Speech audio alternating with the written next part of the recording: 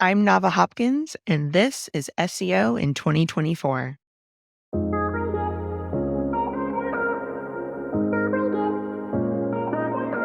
Navah, what's your number one SEO tip for 2024?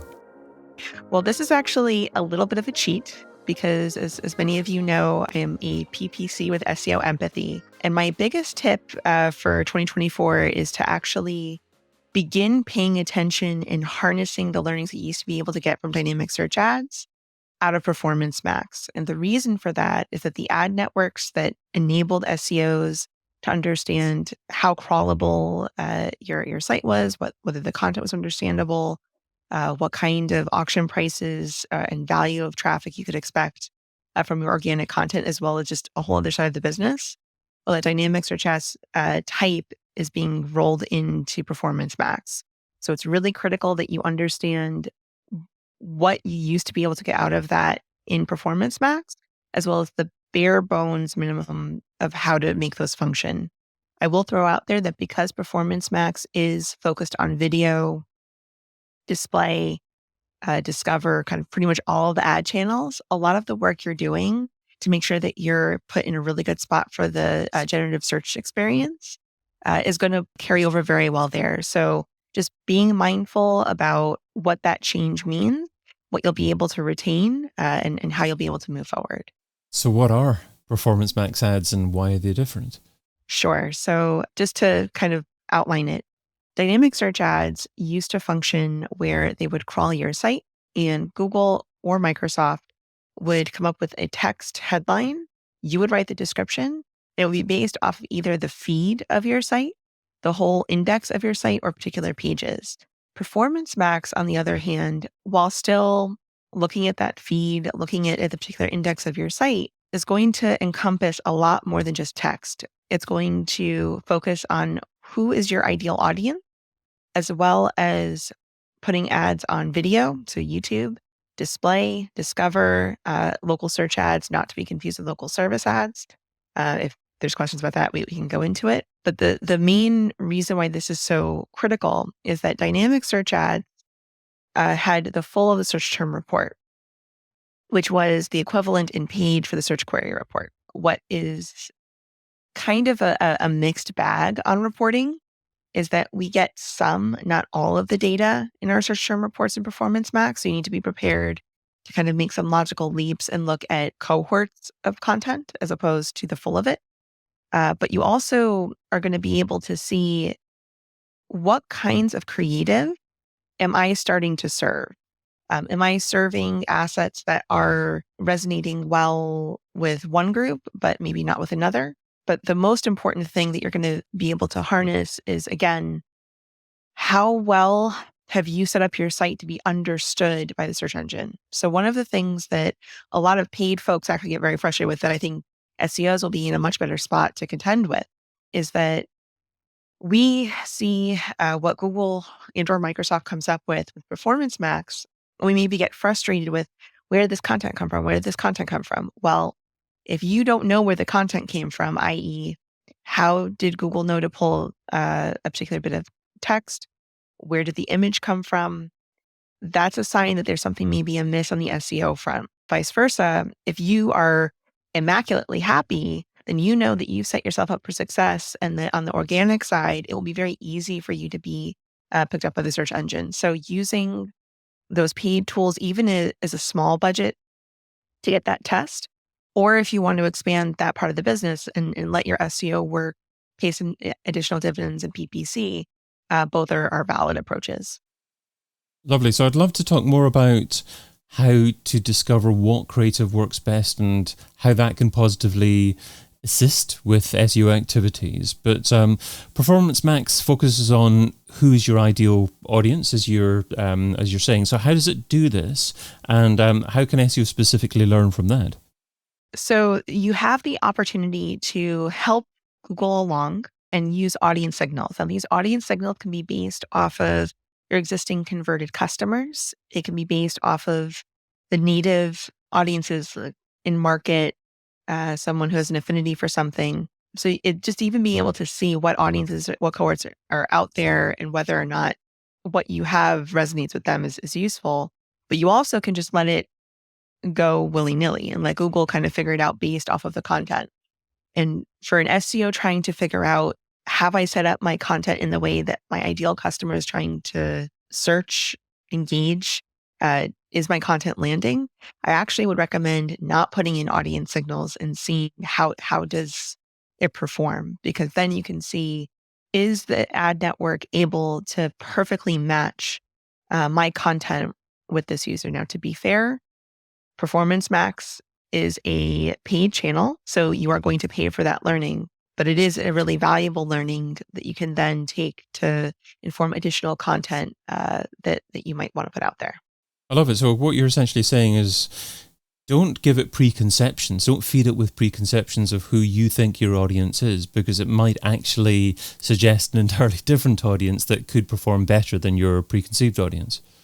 It's essentially, if you're on the SEO side, you're not as beholden as the PPC folks are to, I have to perfectly match and have amazing ROAS all the time. You have the freedom to use Performance Max as an intelligence tool, which it actually is a very meaningful intelligence tool. So if you let it get those learnings, you then can come back and say, okay, I have created 5 pieces of content. Those 5 pieces of content did not really resonate with who I thought they would resonate with, but they resonate with these other people. Maybe that's a whole new way of positioning, and I want to create a whole new other series of content, or it resonated perfectly, and I'm just keep going down that path. I will say that if the goal of your Performance Max campaign is to actually achieve sales and results and to do well, as opposed to just intelligence, you should put in audience signals. So I want to go on the record. Audience signals are good. Definitely do that. But from the intelligence gaining standpoint for an SEO, if you have like a $1,000 a month that you can throw at a Performance Max campaign just to gain that intelligence that you then can use for several quarters worth of content, it's not a bad deal. And what about creative? What about landing pages? What about creative for ads themselves? Do ads have to be uploaded to Performance Max? Can ads be automatically generated based upon Performance Max finding pages on your site? And can they select any page on your site? Sorry.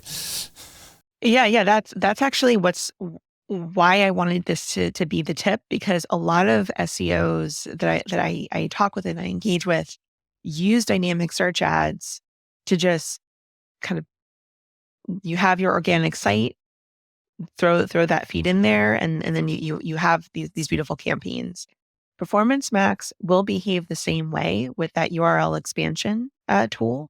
You can choose to say, hey, make all of the creative for me. Most people have brand standards. You have to put something in that someone signs off on. But Google has actually gotten very clever, and a lot of their innovations will help you create videos. We can talk about the quality, but they'll help you create videos. Help you create visuals. They'll pull the text from your website. If you don't want to make creative, you definitely can get away with it. Now, they will not create a landing page for you. So in theory, the reason you're doing this is because you have a beautiful site and you're happy with your landing page, you're happy with how it's laid out. You just want to gain that intelligence. The other thing I will say, and this is important, because PPCs of late have, especially for e-commerce, have had to shift quite a bit more to using the main site as opposed to a no index, no follow landing page or a subdomain. You may find that there's a lot more, hey, we need to honor certain rules of engagement within Google. So if you're going to do this, it's important that you know what those rules of engagement are. Number one, you cannot make any unsubstantiated claims. So even with EAT, you want to have that authority. But Google, when it comes to the paid side, you're going to be putting yourself at risk if you make any medical claims at all. Like your ads are likely going to get disapproved. But there are also other industries that Google and Microsoft will not allow you to advertise. So say, for example, gambling. You're likely not going to be able to take advantage of this if you're into gambling or if you run a gambling site. But if you're in the service industry, you're B2B, you're local, this is a really useful way to go about it. So how much data do you have to run through these campaigns in order to get some statistical significance in terms of directing your SEO, and how often should you be running these tests to assist with your SEO? So it really depends on your company. I mentioned $1,000 a month. If you cannot bring $1,000 a month to this campaign, odds are it's not going to make sense. You're not going to get enough data to justify it. Most folks, you're looking at, when you're running a proper PPC campaign where it's accountable for sales and leads and whatnot, you're likely looking at least $15,000, $20,000, $30,000 a month, if not several $100,000 a month, or just depends. It's a rolling scale. But if it's just for data, if you can find $1,000 a month, that is going to give you that intelligence. I would say maybe run it twice a year, once like the middle of Q1, and then again the start of Q3. That will set you up very nicely for both H1 and H2, so that you're able to account for seasonality, you're able to make pivots in time. And again, you'll have given yourself at least that 30 to 60 days of gaining the intelligence. Because if you start a campaign and you run it for 2 days, you're not going to learn anything. You typically want to give a campaign at minimum 30 days, but ideally closer to 60. Now, it sounds like it would be challenging to do this if you don't have an in-house paid search team, or at least person that you can work with to make changes rather rapidly. Or do you think it's reasonable and possible to do it if you just use an agency for your paid activities? I actually, and this might be me being a PPC person, Performance Max doesn't require a lot of changes. In fact, if you're making a lot of changes to your campaigns, you're likely hurting your campaigns. One of the reasons PPCs have actually gotten very frustrated lately is that the amount of controls at our disposal have gone away. And so Performance Max, again, I am not saying do nothing, but once you do the initial setup, which is not that complicated, you just say, I want to create a campaign. You can allow Google to pick the creative for you. You let it do its thing, and then you just look at the data come through. If, however, you want to make changes, the changes you should be making are as follows. You're making changes to creative. So you're adjusting that message mapping a little bit. You maybe are making changes to your location targeting. You're adjusting which markets you're gaining your test. And then you might be making some changes to your budgets, because from a bidding standpoint, there is no such thing as manual Performance Max. It's always going to be max conversions or max conversion value, which means you're not making manual adjustments to bids. And from an audience targeting standpoint, you're putting in audience signals. You're not necessarily doing, I want to specifically target this or exclude this. So where SEOs maybe have this thought of PPCs making lots of manual changes, that's no longer a thing. Performance Max is a much more automated campaign type. That said, it functions based off of the strategy that you've put in. So if you're using it for intelligence, use it for intelligence, and know going in that you're not expecting sales out of the campaign. You're doing it specifically to see how well does your site get crawled by Google and by Microsoft, what kind of content comes out. If you're using it for sales, you likely do want to partner with someone with PPC savvy to help you craft a meaningful budget and meaningful ROAS goals or return on ad spend goals. But from an intelligence gathering standpoint, which is what a lot of people use dynamic search ads for, it definitely is still viable. You can gain all those intelligence. And it also still remains a very viable additional source of income. So if you're going to run a PPC campaign in conjunction with an SEO campaign, you now are able to say yes to a little bit more business. So that's the other piece, is that at least in the PPC world, many of us have had to adapt to additional channels. And I have been noticing in the SEO side, it seems like the need to be savvy in more than just one part of SEO has really expanded. So if you're maybe really good at content, this is a way to expand the content. If you're really good at the technical, this is a really good way to expand the technical. I will say that from a link building standpoint, I'm sorry, this is not an apples to apples equation, but for a lot of other aspects of SEO, this definitely can be a way to bolster your business. If an SEO is struggling for time, what should they stop doing right now so they can spend more time doing what you suggest in 2024? Delegate, delegate, delegate. I think a lot of us wear the yoke of feeling the need to do everything ourselves and be the hero, be the super smart person that gets it all done. Definitely be empowered to share the load either with a direct report and help grow their career, or maybe delegate out to ChatGPT or any of the other AI tools.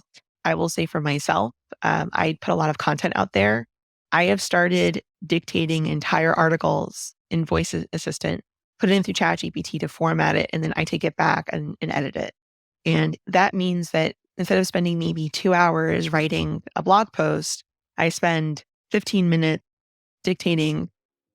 ChatGPT gives me my formatted blog post, and then I spend another maybe 15, 20 minutes editing. That's a lot of time back in my day.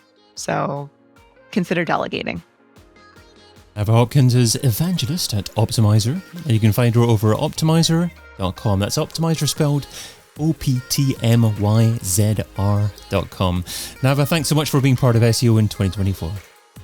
Thank you so much for having me. Hope this was helpful. I've been your host, David Bain.